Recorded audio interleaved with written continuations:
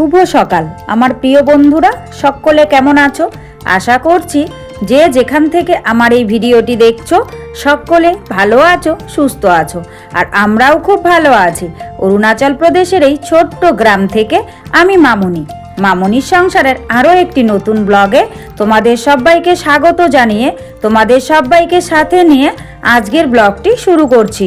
আশা করছি আজকের ব্লগটিও তোমাদের খুব ভালো লাগবে।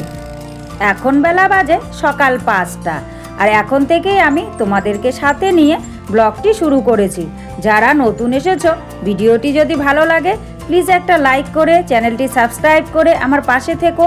আর যারা আগের থেকেই আমার পাশে আছো তাদেরকে আমার অসংখ্য ধন্যবাদ। আর হ্যাঁ, পুরো ভিডিওটি জুড়ে আমার সাথে থাকার অনুরোধ রইল। আশা করছি আজকের ভিডিওটিও তোমাদের খুব ভালো লাগবে। তোমরা তো দেখলেই আমি ঘুম থেকে উঠে আগে মুখটাকে জলের ঝাপটা দিয়ে নিলাম, মুখে চোখে একটু জল দিয়ে দিলাম, তাহলে ঘুমের নেশাটা কেটে যাবে। তারপর আমি বাসি ঘরটরগুলোকে ঝাড়ু দিয়ে নিলাম। ঝাড়ু টাড়ু দিয়ে আমি কিন্তু ঘরে গিয়ে ব্রাশ করে নিয়েছি। ব্রাশ ট্রাশ হয়ে একদম ফ্রেশ হয়ে চা করে নিয়েছি, আর এখানে বসে বসে চা খেয়ে নিয়েছি। আর একাই চা খেয়েছি, জানো তো, কর্তামশাই এখনো ওঠেনি। আর এদিকে দেখো, আমার যেই চা খাওয়া হয়েছে পাশের বাড়ির দাদার জল নেওয়া হয়ে গেছে। বলল, বোন জল নেবে? তাহলে নাও, না হলে আমি গিয়ে বন্ধ করব। তো বন্ধ করলে আমাকে আবার গিয়ে খুলে দিয়ে আসতে হবে, অনেকটাই ঝামেলা। বললাম নেব, তো সে কারণেই দেখো বালতিগুলো এনে জল নিয়ে নিচ্ছি। আর এভাবেই আমাকে জল নিতে হয়। ওদের ওইদিকে পাইপটা বের করা আছে, তো যখন আমার জলের প্রয়োজন হয় ওই পাইপটাকে লাগিয়ে দিয়ে এভাবেই বালতি করে জল নিয়ে ঘরের মধ্যে কিন্তু ভর্তি করি। খাওয়া দাওয়া করে মেয়ে চলে গেছে স্কুলে, কর্তামশাই ডিউটি। আর এদিকে দেখো বাসন কোসন সব বেরিয়েছে, এগুলো এখন মাঝামাঝি করব।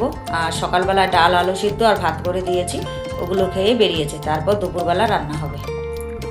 আজকে জানো তো বেশ সুন্দর রোদ উঠেছে, তাই ভাবলাম ঘরের এই পাপোশ দুটোকে রোদ্দুরে মেলে দিই। তো পাথরগুলোর উপরে দেখো খুব সুন্দর রোদ পড়েছে, তাই এখানে এনেই কিন্তু এই পাপোশগুলোকে মেলে দিচ্ছি। আসলে আমি পাপোশই বলছি, জানো তো, কারণ এগুলোকে আমি পাপোশ হিসেবেই ব্যবহার করি। আসলে এগুলো হচ্ছে বেডশিট। দুটো বেডশিট ভাঁজ করে দুটো বিছানার সামনে দিয়ে রাখি। তারপর দেখো এগুলো সব মেলে টেলে দিয়ে ঘরে এসেছি। তো কর্তামশাই সকালবেলায় ডিউটি গেছিলো, তো ওখান থেকেই বাজারে গেছিলো। তো ঘরে পেঁয়াজ ছিল না, আর বড় আলু ছিল না। ছোট আলু আছে কিন্তু বড় আলু ছিল না, পেঁয়াজ ছিল না, সে কারণে এই পেঁয়াজ আলুটা নিয়ে এসেছে। তো এনে এখানে রেখেছে, এগুলোকে এবার আমি গুছিয়ে রাখছি। আর ঘরটা অন্ধকার, বুঝতে পারছিলাম না। তারপর দেখি যে জানালাটা খোলাই হয়নি, সে কারণেই ঘরটা এতটা অন্ধকার দেখাচ্ছিল। তাই আমি জানালাটাকে খুলে দিলাম। তারপর এখন বিছানাটাকে গুছিয়ে নেব। আর জানো তো, আজকে মশারিটাকে খুলে নিলাম, কারণ আমি যে বাড়ি গেছি তারপরে এই 6 মাসে কর্তামশাই একদিনও মশারিটাকে কাচেনি। আসলে বেটা ছেলে মানুষ অতটাও বুঝতে পারেনি। আর মশারিটা খুব নোংরা হয়েছে, আর চারিদিকে দেখলাম কেমন সব হয়ে গেছে, তাই মশারিটাও নামিয়ে নিলাম।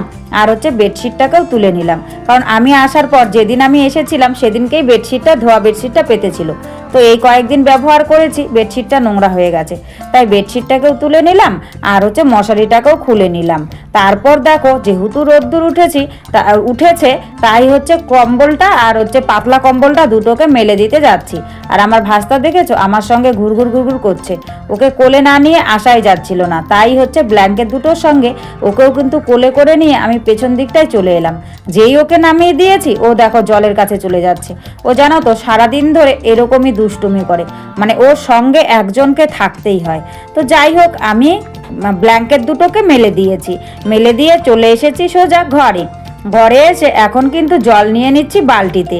কারণ এই বেডশিট আর মেয়ের কয়েকটা জামা কাপড় আছে, আমার একটা বাসি নাইটি আছে, আর মশারি আছে, এগুলোকে সব এখন সার্ফের জলে সুন্দর করে ভেজাবো। আর যেহেতু খুব নোংরা হয়েছে, তাই কিন্তু কিছুক্ষণ ধরে সার্ফের জলে ভিজিয়ে রাখবো, তাহলে নোংরাটা মোটামুটি কেটে যাবে। আর ওখানে মেয়ের জামা কাপড়গুলোকে ভিজিয়ে দিলাম।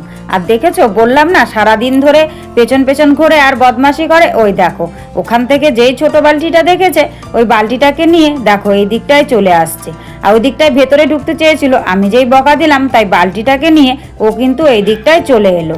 আর আমি এইদিকে সার্ফের জলে চুবোচ্ছি। আর জানো তো, বুঝতে পারিনি একটুখানি সার্ফ বেশি দিয়ে দিয়েছি। তো যাই হোক, ওগুলোকে ভিজিয়ে টিজিয়ে রেখে বাইরের দিকে এসেছি। আসলে ভাস্তা বাইরে বেরিয়ে দৌড় দিয়েছে আর ওর মা একটু কাজ করছে, তো ওকে দেখতে বলেছে। আর ও দেখো কোলে কিছুতেই থাকে না, শুধু এই দিক ওই দিক ছোটাছুটি করে। এক ছুটতে ঘর থেকে বেরিয়ে একদম পেছন দিকটায় চলে এসে ওর পেছন পেছন আমি দৌড়ে এসেছি। তারপর দেখি ওখান থেকে ঘুরে এই যে আবার আমাদের ঘরের দিকটার দিকে আসছে হেঁটে হেঁটে। তো কোলে নিচ্ছিলাম, কোলে মানে উঠছে না আর কি। আর কি বলতো, এখন পা হয়েছে না তাই। তারপর দেখো দুপুরে রান্নার জন্য কর্তামশাই নিয়ে এসেছে কাঁঠাল। তো এই কাঁঠালের তরকারি করব আজকে। তো হচ্ছে চাকুটা দিয়ে কাটতে পারছিল না, তাই ভাই বউয়ের থেকে বটিটা এনে কর্তামশাইকে দিলাম। আর কর্তামশাই কিন্তু কাঁঠালটাকে কেটে দিচ্ছে, কারণ আমি কাঁঠাল কাটতে পারি না, সে কারণেই। কর্তামশাই কাঁঠাল কেটে দিয়েছে, কাঁঠাল রান্না করব সেই জন্য সব মশলা এখানে করে নিয়েছি। আদা, পেঁয়াজ, রসুন, জিরে, লঙ্কা সব একসঙ্গে মিক্সিতে পেস্ট করে নিয়েছি। আর এদিকে কাঁঠালটা সেদ্ধ বসিয়ে দিয়েছি, একটুখানি হলুদ দিয়ে কাঁঠাল আর হচ্ছে সঙ্গে আলু সেদ্ধ বসিয়ে দিয়েছি। আজকে দুপুরের মেনুতে এই কাঁঠালের তরকারি হবে চিংড়ি মাছ দিয়ে।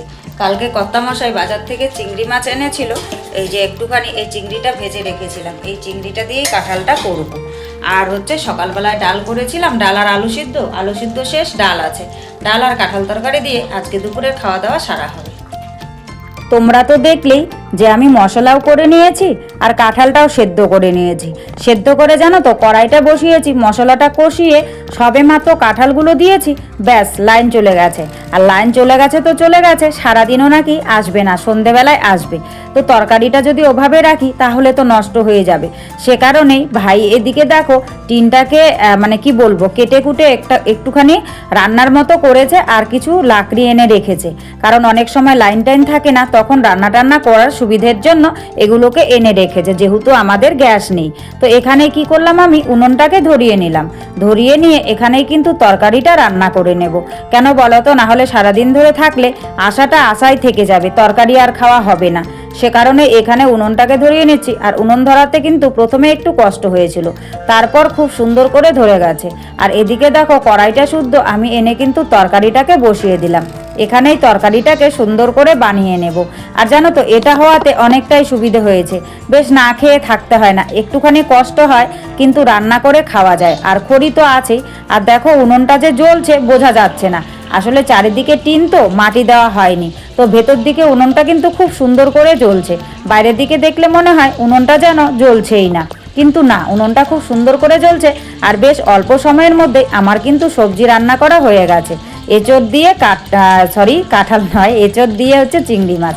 আর এই দেখো এখন একটু একটু দেখা যাচ্ছে আগুনটা, খুব সুন্দর করে আগুনটা জ্বলেছে। আর খড়িগুলো জানো তো খুব সুন্দর শুকনো ছিল।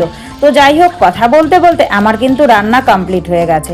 তারপর যে কাপড়গুলো ভিজিয়েছিলাম সেগুলোকে কাচতে নিয়ে চলে এলাম ভাইয়ের ঘরের এই দিকটায়, কারণ ওখানে যদি কাপড় কাচি রাস্তাটায় জল পড়ে জলারণ্য হয়ে যায় আর হাঁটা যায় না, যেহেতু ওটা হাঁটা চলার রাস্তা, সে কারণে কাপড় টাপড় কাচতে হলে এই দিকটায় এসে কিন্তু আমরা কাপড় কাচি। তাহলে যতই জল ফেলো না কেন কেউ কিছু বলবে না, কারণ এই জলগুলো সব ড্রেন দিয়ে একদম নিচে নেমে যায়। আর এদিকে দেখো পাইপটা চালিয়ে দিয়ে এসেছিল ভাই। আসলে সকালবেলায় যে জল নিয়েছি সেই জল দিয়ে মোটামুটি কাজ করেছি, এখন ধোয়া কাচার মতন জল নেই, তাই হচ্ছে পাইপটা লাগিয়ে দিয়ে এসছে, কারণ আমারও কিছু ধোয়া কাচার বাকি আছে।